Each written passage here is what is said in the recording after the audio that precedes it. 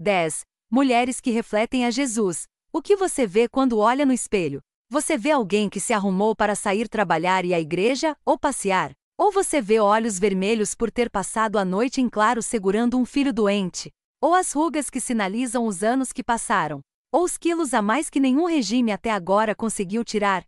Bons espelhos nos ajudam porque nos mostram como realmente somos. Vemos se a nossa roupa está manchada, se o rosto tem sujeira ou se o cabelo está bagunçado. É bom porque podemos ver o que tem de errado e então consertá-lo. No entanto, muitas vezes, gostaríamos que o espelho não fosse tão honesto. Preferiríamos não ver as espinhas, os quilos a mais, as rugas, as estrias, o cabelo branco ou qualquer outra coisa que nos desanima. Na maioria das vezes em que olho no espelho, estou tentando verificar se tive sucesso em cobrir o que eu vejo como imperfeições. Eu foco no exterior. Então terei uma de duas reações: sentirei satisfação porque tudo está em ordem, ou ficarei frustrada porque a roupa realmente me deixa gorda ou enfatiza algo que eu gostaria de esconder. Eu não me lembro de nenhuma vez em que olhei no espelho e pensei: uau, eu pareço tanto com Jesus. Espelhos focam somente no que é externo e não são capazes de mostrar o que realmente passa no meu coração. No entanto, ao nos mostrar algo externo, muitas vezes também expõe algo interno, os pensamentos e as reações diante de fatos superficiais. Esses pensamentos e reações são indicadores do quanto reflito ou não a vida de Jesus. Como já vimos, o livro de Tiago usa a ilustração do espelho para descrever uma pessoa que ouve a palavra de Deus, mas não aplica em sua vida. Sejam participantes da palavra, e não apenas ouvintes, enganando-se a si mesmos. Aquele que ouve a palavra, mas não a põe em prática, é semelhante a um homem que olha a sua face no espelho e, depois de olhar para si mesmo, sai e logo esquece a sua aparência. Mas o homem que observa atentamente a lei perfeita que traz a liberdade, e persevera na prática dessa lei, não esquecendo o que ouviu, mas praticando-o, será feliz naquilo que fizer. Tiago 1, 22 a 25. Pense como seria constrangedor se você visse batom no seu dente, rímel borrado, brincos que não combinassem e você não fizesse nada, fingindo que não havia nada fora do comum.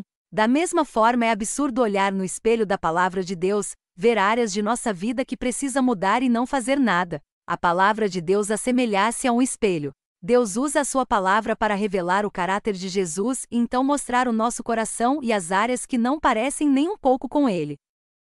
Muitas vezes reagimos exatamente como diante do espelho. Preferimos não ver as nossas imperfeições, pois elas nos incomodam. Não queremos entregar a vida a Deus para nos refazer conforme a imagem de seu Filho. No entanto, o alvo continua sendo conhecer Cristo tão bem a ponto de sermos capazes de imitá-lo ou refleti-lo, enquanto entregamos a própria vontade a Ele, deixando que Ele viva por meio de nós, para refletir e compartilhar. Você já olhou no espelho da palavra de Deus e viu algo de que não gostou, algo que precisava ser mudado, mas disfarçou como se não tivesse visto? Você conseguiu se esquecer daquilo? Ou o Espírito de Deus continuou a incomodá-la? Qual seria uma área em que Deus está trabalhando para esculpir a imagem de Cristo em sua vida? Neste capítulo, vamos considerar algumas imagens que ilustram a vida cristã e como Deus é glorificado quando nós refletimos seu Filho Jesus. 1. A lição do espelho da sua glória. O processo de sermos transformados à imagem de Cristo se resume no texto clássico de 2 Coríntios 13:18, e todos nós, com o rosto desvendado, contemplando como por espelho a glória do Senhor, somos transformados, de glória em glória, na sua própria imagem, como pelo Senhor, o Espírito. Podemos fazer duas observações baseadas nesse versículo. Devemos refletir a glória de Deus. Um espelho não pode refletir algo que não vê. Não podemos refletir a glória de Deus sem enxergar claramente quem Ele é. Assim como a lua não consegue refletir o sol quando não está de frente com ele, se não fitarmos a Deus em sua palavra, não temos como imitá-lo. Quanto mais vemos Deus e o conhecemos, maior capacidade teremos de refleti-lo. Conhecemos mais Deus quando estudamos a palavra dele, pois nela ele se revela. Precisamos ser transformadas à imagem do Filho de Deus. Ao conhecer Deus mais e mais, ficaremos cientes das áreas em nossa vida que não refletem Jesus. Precisamos deixar que Deus nos transforme à imagem de seu Filho para sermos como Ele é. Uma vez que conhecemos mais Deus, teremos a confiança necessária para obedecer aquilo que Ele ordena mesmo quando o que Ele diz não faz sentido para nós. E quanto mais obedecemos a Ele, somos transformadas à imagem dele e então refletimos Jesus. Para refletir e compartilhar, examine a sua vida. Tente identificar uma área que Deus já transformou e por isso, se parece mais com Jesus hoje do que antigamente. Como foi o processo que Deus usou para que isso acontecesse? Agora pense em uma área que ainda precisa ser mudada. Como você sente que Deus está trabalhando para que você seja moldada para ser mais parecida com Jesus?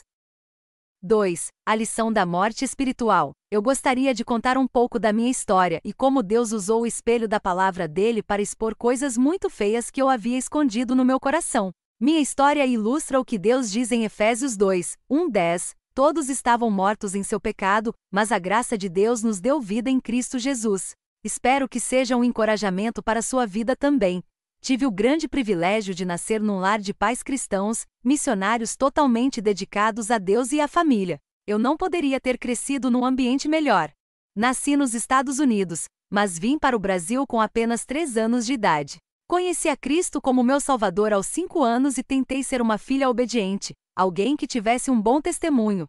Com o passar dos anos, comecei a ficar inquieta. Eu nunca experimentei um período de rebeldia contra os meus pais ou a igreja, mas também eu não sentia fome pela palavra de Deus nem desejava passar muito tempo em oração e adoração. Eu tentava refletir a beleza de Cristo, mas ao ter o meu espelho, totalmente virado para vê-lo. Essa falta de apetite me perturbava, pois ouvia muitos testemunhos de pessoas cujas vidas foram transformadas de forma espetacular quando conheceram a Cristo.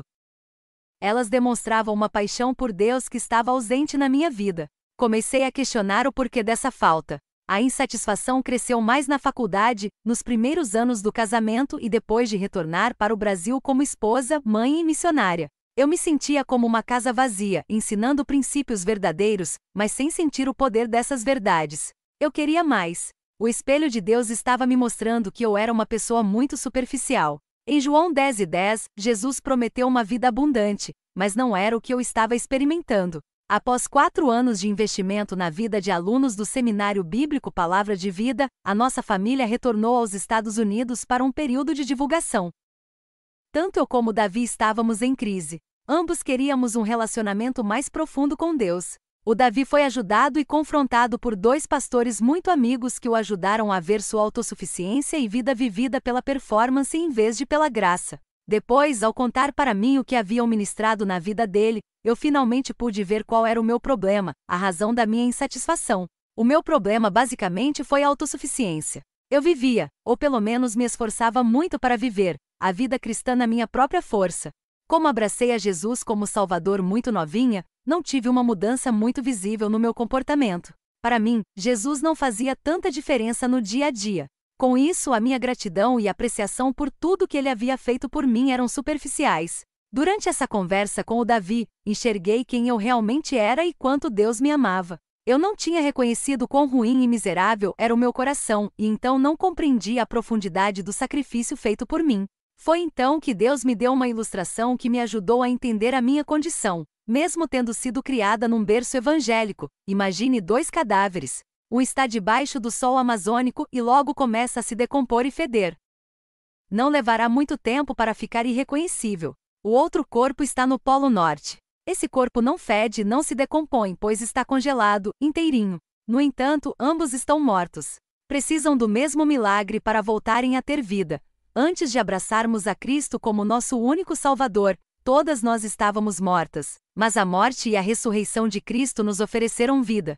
Algumas pessoas foram salvas de uma vida cheia de pecados, como o corpo debaixo do sol quente. Outras tinham uma vida que até parecia ser boa, como o corpo congelado, ainda assim precisam do mesmo milagre da ressurreição. O milagre que dá vida aos corpos é igual, independentemente do estado em que se encontram.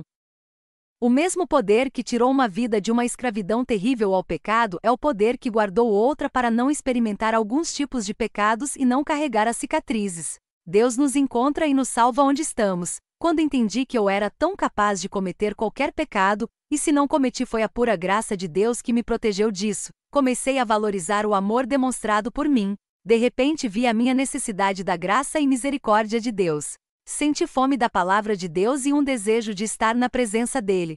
Comecei a ler a Bíblia de forma diferente, agora com desejo, como diz 1 Pedro 2:2, desejai ardentemente como crianças recém-nascidas. o genuíno leite espiritual, para que por ele vos seja dado crescimento para a salvação.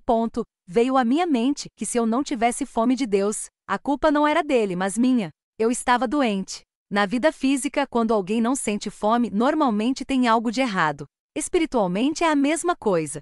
A minha doença era a autossuficiência. Eu me achava capaz de viver a vida cristã na minha própria força. Hoje, quando vejo que estou sem fome de Deus, sei que voltei ao velho hábito da autossuficiência e preciso me arrepender. Para refletir e compartilhar, faça um diagnóstico da sua vida espiritual. Você normalmente sente fome da palavra e da pessoa de Deus? Ou não faz falta se não se alimentar espiritualmente? Se você não sente esse desejo, qual seria a razão?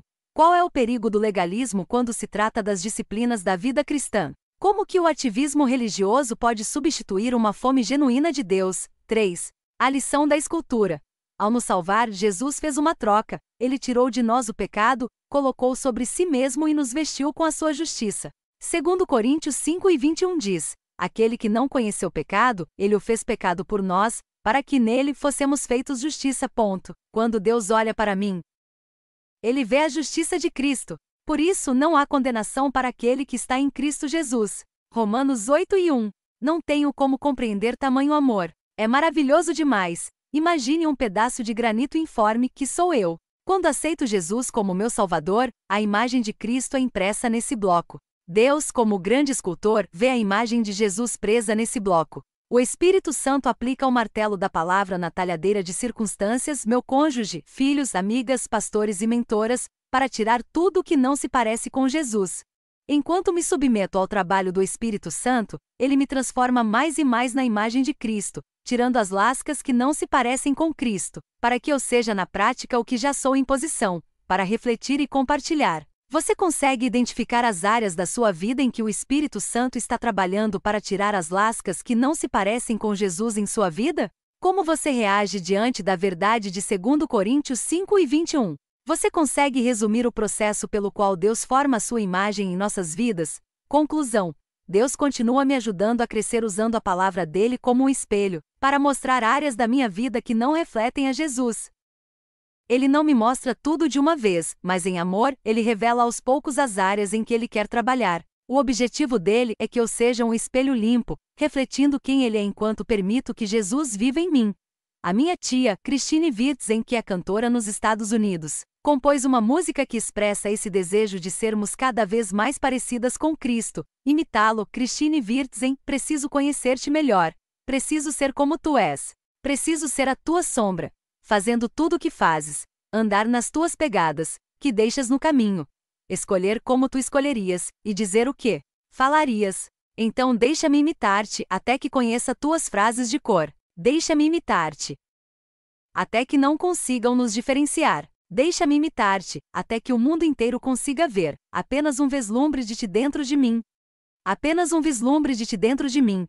Se eu pudesse ser o teu espelho, para que o mundo inteiro visse um pouco do teu amor, cada vez que olhasse para mim. Se eu pudesse ser um retrato, uma pintura na galeria, mostraria a tua assinatura antes que ele saísse. Então deixa-me imitar-te até que conheça tuas frases de cor. Deixa-me imitar-te até que não consigam nos diferenciar. Deixa-me imitar-te até que o mundo inteiro consiga ver apenas um vislumbre de ti dentro de mim. A grande ideia: Deus usa o espelho da palavra dele para nos transformar à imagem de Cristo.